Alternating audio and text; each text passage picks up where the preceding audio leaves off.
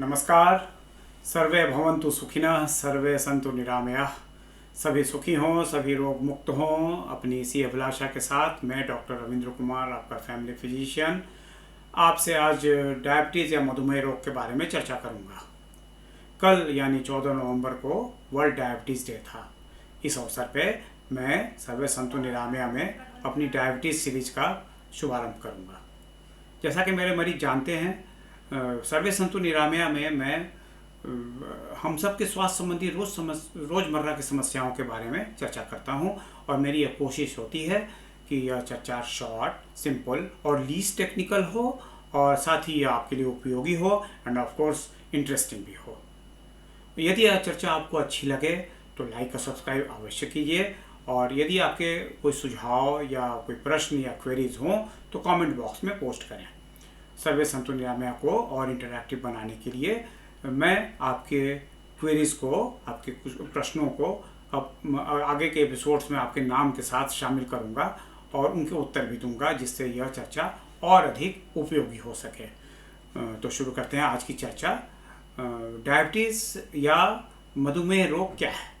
Diabetes का पूरा नाम डायबिटीज़ मेलाइटस है। डायबिटीज़ एक ग्रीक टर्म है जिसका अर्थ होता है साइफन, यानी टू ड्रेन।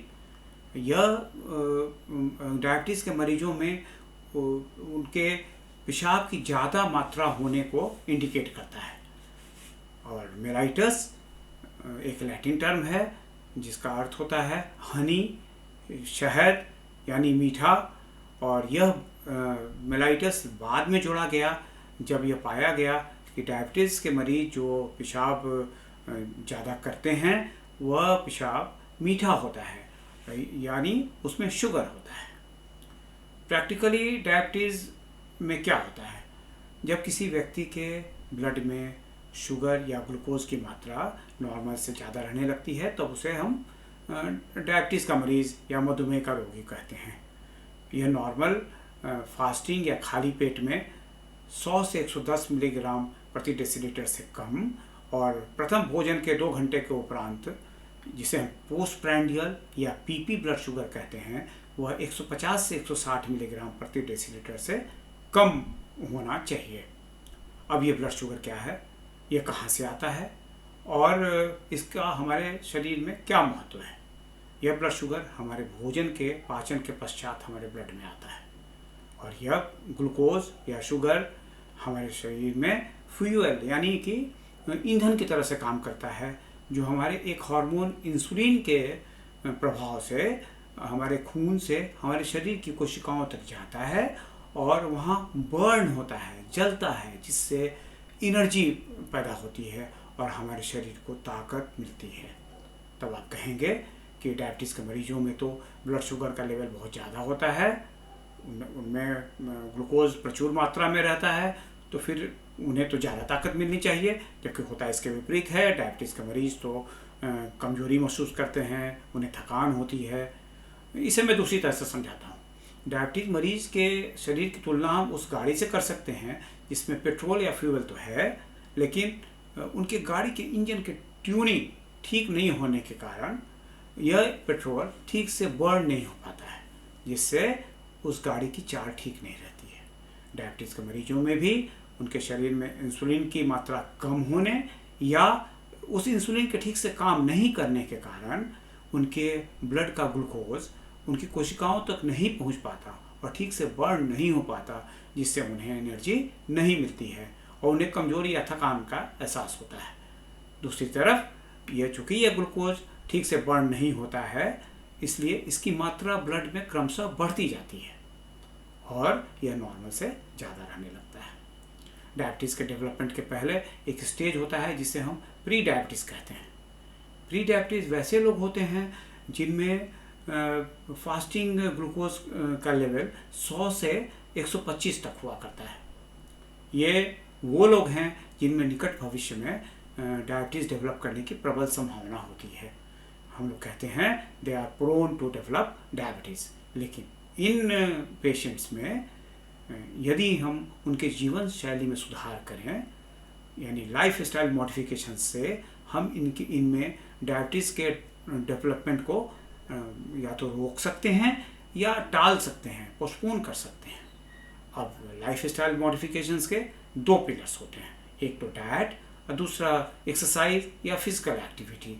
डायबिटीज़ और डाइट एंड फिजिकल एक्टिविटीज़ पर विस्तृत चर्चा हम आगे के एपिसोड्स में करेंगे, लेकिन कुछ बेसिक बातें यहाँ करना आवश्यक है जिसकी मैं चर्चा अभी करूँगा।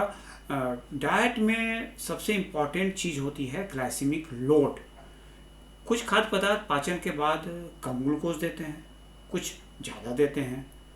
इसे उस पर्टिकुलर फूड आइटम का ग्लाइसेमिक इंडेक्स कहते हैं। मैं जानता हूँ यह थोड़ा सा टेक्निकल हो रहा है, लेकिन बहुत आसान है समझना और इसे समझना ज़रूरी भी है, क्योंकि किसी भी फूड का ग्लाइसेमिक इंडेक्स और उसकी मात्रा ये दोनों मिलकर उस पर्टिकुलर फूड का ग्लाइसेमिक लोड डिसाइड करते हैं। और यदि यह ग्लाइसेमिक लोड कम रहे तो हमें इंसुलिन की रिक्वायरमेंट कम होती है, और यदि ये ग्लाइसेमिक लोड ज़्यादा रहे तो उसे हैंडल करने के लिए हमें ज़्यादा इंसुलिन की ज़रूरत पड़ती है। तो प्री डायबिटिक पेशेंट्स और डायबिटिक पेशेंट्स में जिनमें इंसुलिन ऑलरेडी कम होता है, उनमें हम ग्लाइसेमिक लोड को घटा करके, यानी कम ग्लाइसेमिक इंडेक्स वाले फूड को ज़्यादा मात्रा में लेकर के और कम ज़्यादा ग्लाइसेमिक इंडेक्स वाले फूड को कम मात्रा में या टोटली अवॉइड करके ग्लाइसेमिक लोड को कम कर देते हैं, जिससे कम मात्रा में मौजूद इंसुलिन भी उस ग्लाइसेमिक लोड को हैंडल कर लेता है। ये ठीक उसी प्रकार जैसे किसी मजदूर के सर का बोझ कम करके हम उसकी एफिशिएंसी को बढ़ा सकते हैं। डायबिटिक पेशेंट्स में एक और डिफेक्ट होती है जिससे हम इंसुलिन रेजिस्टेंस कहते हैं। यह इंसुलिन रेजिस्टेंस क्या है?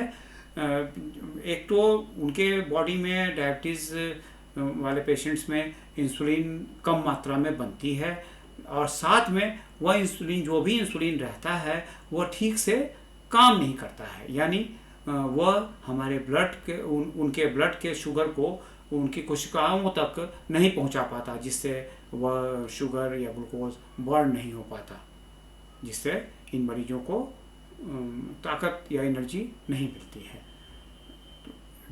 एक्सरसाइज और फिजिकल एक्टिविटी से ये इस इंसुलिन रेजिस्टेंस में इम्प्रूवमेंट होता है। इस तरह से प्री डायबिटिक और डायबिटिक पेशेंट में हम लाइफ स्टाइल मॉडिफिकेशन से, जैसे डाइट में ग्लाइसेमिक लोड कम करके और फिजिकल एक्सरसाइज से ये इंसुलिन रेजिस्टेंस कम करके हम उनके ग्लाइसेमिक स्टेटस यानी ओवरऑल ब्लड शुगर लेवल को कंट्रोल में रख सकते हैं और बहुत सी समस्याओं से उनको बचा सकते हैं। अब ग्लाइसेमिक स्टेटस या कि ब्लड शुगर लगातार कंट्रोल रहने से क्या फ़ायदे होते हैं?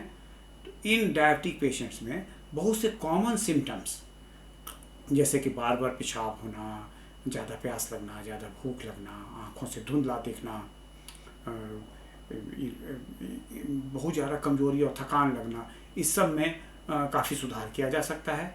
और साथ ही ज़्यादा दिनों तक ब्लड शुगर अनकंट्रोल्ड रहने से इन मरीजों के नर्व्स और ब्लड वेसल्स डैमेज होते हैं, जिसकी वजह से इनमें लॉन्ग टर्म कॉम्प्लिकेशंस होती हैं, जिसमें किडनी की बीमारियाँ, हार्ट की बीमारियाँ, ब्लड प्रेशर, नर्व डैमेज या न्यूरोपैथी और फ्रीक्वेंट इन्फेक्शंस, खास करके जो लाइफ थ्रेटनिंग तक हो सकती हैं, उससे बचाया जा सकता है। तो ये साथ ही इन मरीजों में एक चीज़ और देखने को मिलती है कि छोटे छोटे कट्स, वुंड्स, जो इंजरी से इन मरीजों में वैसे उनकी हीलिंग बहुत स्लो होती है, क्योंकि ब्लड वेसल्स डैमेज होने से ब्लड सप्लाई इफेक्टेड रहती है। साथ ही इन मरीजों में इन्फेक्शन बहुत आसानी से होता है और बहुत कॉमन है, और यह इन्फेक्शन तेज़ी से बढ़ता है। क्यों? क्योंकि इन्फेक्शन वाले कीटाणुओं को इनके मीठे ब्लड से एक्स्ट्रा भोजन मिलता है और वे बहुत तेज़ी से मल्टीप्लाई या ग्रो करते हैं। इसलिए ये लाइफ स्टाइल मॉडिफिकेशन हो या दवाओं से या इंसुलिन से, किसी भी तरह इन मरीजों के ब्लड शुगर को नॉर्मल रेंज में रखना बहुत ही ज़रूरी है, ताकि इन्हें फ्यूचर कॉम्प्लिकेशन से बचाया जा सके।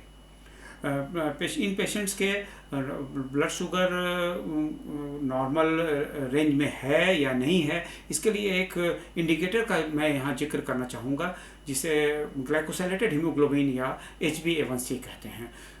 यह नॉर्मली 6.5% या पुराने डायबिटीज़ के रोगियों में 7.7% तक नॉर्मल माना जाता है। और अगर इससे नीचे है तो इसका मतलब होता है कि पिछले 3 महीनों से उस मरीज का ब्लड शुगर नॉर्मल रेंज में है। इसलिए किसी भी डायबिटीज़ मरीज के प्रॉपर मैनेजमेंट में हम कोशिश करते हैं कि लाइफस्टाइल मॉडिफिकेशंस, दवाओं या इंसुलिन जैसी उसकी ज़रूरत हो उससे, या और तरह के उपायों से उसका ब्लड शुगर नॉर्मल रखें और ग्लाइकोसाइलेटेड हीमोग्लोबिन को 6.5% या 7% से नीचे रखें। ये हमारी कोशिश होती है। मैं समझता हूँ यह चर्चा अब ज़्यादा लंबी हो रही है और लंबी चर्चा अक्सर वाव हो जाती है, इसलिए मैं यह चर्चा समाप्त करना चाहूँगा और सर्वे संतु निरामया के डायबिटीज़ सीरीज के अगले एपिसोड्स में आपके प्रश्नों के उत्तर के साथ मैं फिर हाजिर होऊंगा। धन्यवाद, नमस्कार, स्टे फिट, स्टे हेल्दी।